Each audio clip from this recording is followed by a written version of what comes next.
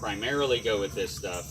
Sometimes we'll come in and supplement with other things, but more for fun. You know, so I'll dress up a chicken for the holidays or something like that and bring it in here. Not like a live chicken like I buy it at the store. But so how do you portion that chicken out? That, like I said, that's more or less just for kind of fun. It's almost like showing up to a classroom with a bunch of pizza. Okay. Where it's really just supplemental. It's not really, it's just an extra treat, at least for him, you know.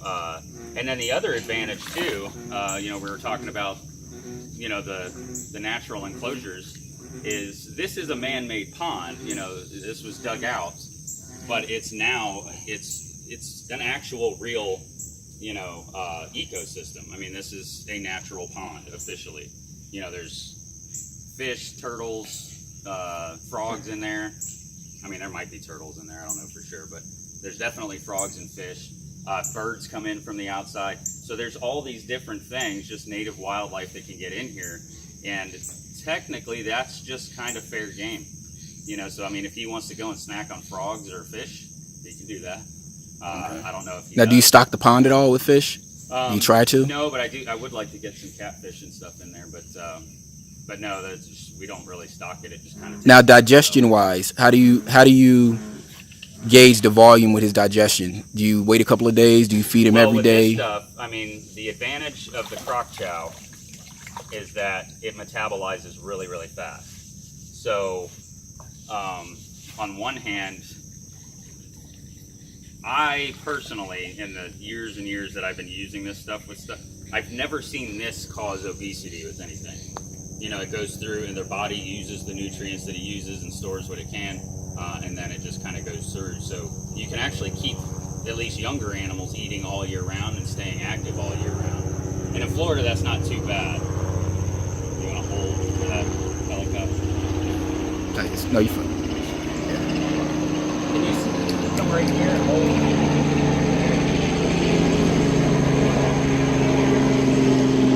want to growl at that big beam helicopter? You can do it. Go for it. Now, what's the luxury of having one animal in an enclosure of this size? None. I hate it.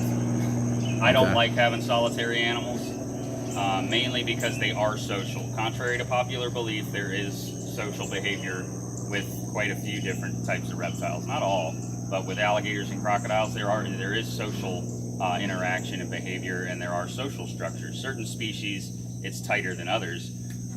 Certain crocodile species, I mean, there's a full-on Pride of Lions pack type group.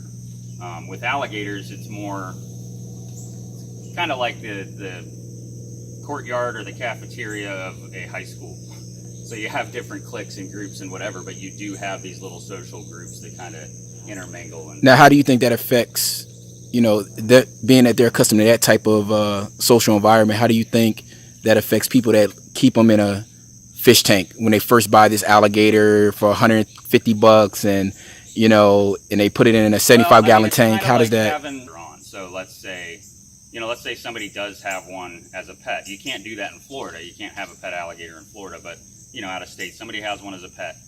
My advice usually to people, you know, if you're going to start getting into these things, do your research, learn as much as you can before you get into them, but also have a backup plan, because that little baby alligator is going to get this big one day, potentially.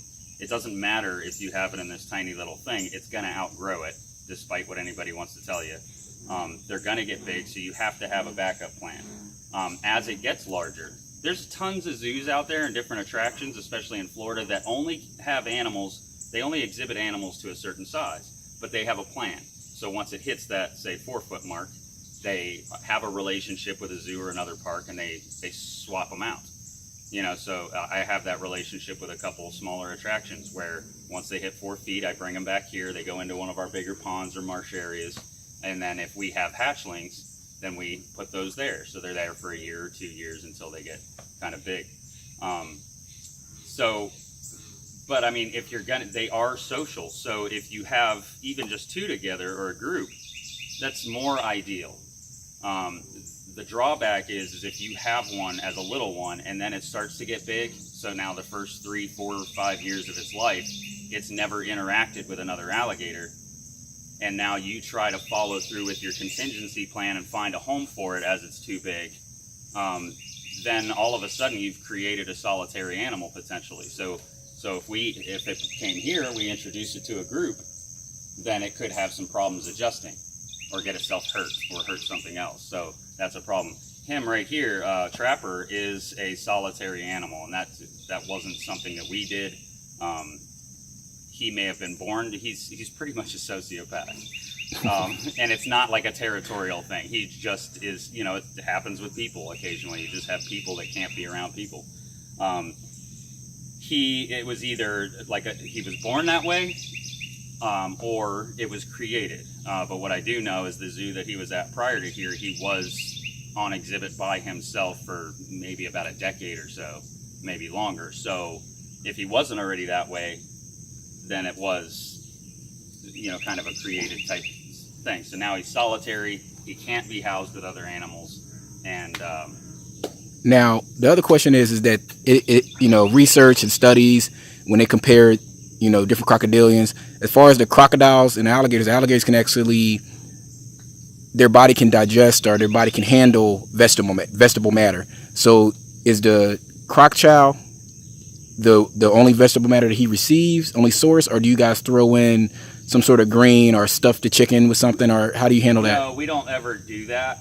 I think the whole vegetable matter issue thing, really honestly, because they don't usually go out of their way to try and do that on their own. Okay. There used to be a joke in the industry that the only fruits or vegetables that they ever eat are in the bellies of the animals they swallow. Okay. Which is probably closer to the truth. Okay. But so we don't supplement with anything like that, you know, at least not intentionally. And that wouldn't, if they never had that, I really don't think that would ever affect them. But because, I mean, you see all this green stuff on the ponds. Yeah. You know, it's kind of funny to us because guests always think it's decorative algae. Yeah, right. No, they never think it is what it is. Okay. It's algae or something like that. What are you doing? But it's just a teeny tiny little plant. I don't know if you'll be able to see this on the camera. I'm trying to grab one. There we go. There's one little piece that I'm holding on to. Can you see that one little piece right there? Yeah. It's a little tiny plant called duckweed. Okay. So duckweed is a really, really great natural water filter. So it helps clean the water. And so we like it a whole lot. But, I mean, if he, you know, occasionally he is going to swallow some of that stuff. Yeah. Especially if he's eating in the water. So, you know, and the crocs do it too and stuff like that. And I think, you know, I mean, if you started going out feeding heads of lettuce to an alligator or a crocodile or anything else, you know, I think somewhere down the line you might have some health issues. But for anybody out there that, you know, thinks, oh, I'm going to get an alligator and turn it into a vegetarian. It's like, well, you might as well just freeze your alligator and kill it, because that's what you're going to do. Now, how do you feel about, because in the hobby, rodents, because they are a whole prey item, they are the base diet for 95% of all of the I mean, it's really the only thing I ever worry about, good boy, with stuff like that is, you know, where did it come from and what was that eating? You know, so it's kind of like if you have issues with that stuff, you know, but I mean, that's really tough to control.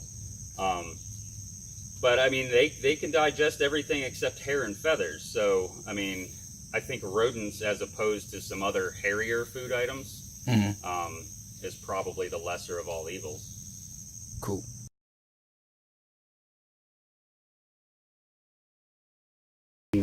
There's a, I've heard a lot of people say, oh yeah, you start with when they're small, you start kind of working with them, then they'll calm down and blah, blah, blah. I don't like using the word tame, or, I mean, you're not going to tame them or domesticate them. It's a wild animal. You know, they're just, you're not going to tame them anymore than you're going to tame me or you.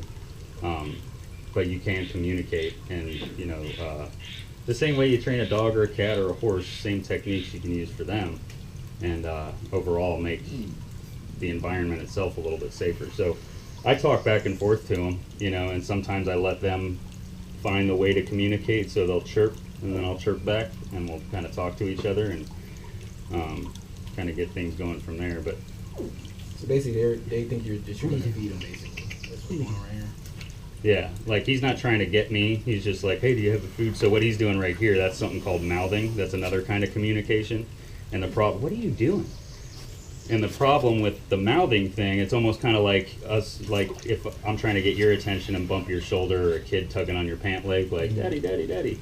The mouthing thing, like if he does that to another alligator, it's not going to hurt the other alligator, you know, but we're soft and we get holes poked in us very easily. So him just trying to be kind of casual and do like that is potentially hazardous. But what we do a lot of, so when I'm working with them, I try to desensitize them to a lot of things, like, you know, like touch in particular. Come here, come here. So if right now I don't have any food to kind of go with, and that's what he's waiting for, but you know, but see how he's kind of looking at my hand? He's like looking for what I would have the food in. Come here. Come on. The problem here is, like, a lot of this is a little misleading, you know, and I mean, he looks a lot more calm than he really is. He'll still, like, I don't want to get bit by him. I don't like getting bit by things. But these guys are pretty comfortable to touch on the tail and stuff like that. That's going to come in real handy if he ever gets sick. So what we try to do, especially with like trapper, and right now I really need to start shaping this behavior because I didn't ask them to do this. So once they're 4, 5, 6 feet long, this could get really overwhelming and very dangerous. So if I don't shape this behavior and really kind of put some rules in place, and that's not hard to do.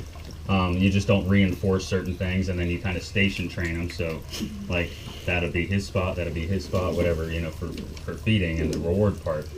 But the fact that they're comfortable is good. It's a good, you know, kind of step.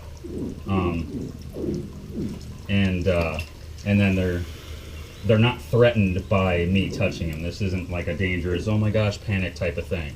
Like, so they're kind of used to this, and instead of trying to be defensive and bite me, he's just going to walk off if he doesn't want me to do it. But rubbing the tail like that, that's where you're going to get your blood draw from, right here in the tail, or you're going to give your antibiotics. So, but yeah, initially, I mean, you touch them by the tail, like, wah, they're going to spin around, grab you, or try, you know, it's defensive. So we're changing that, and they're used to, where's that bitey one? Oh, okay, he's over there somewhere. All right, we're good. All right.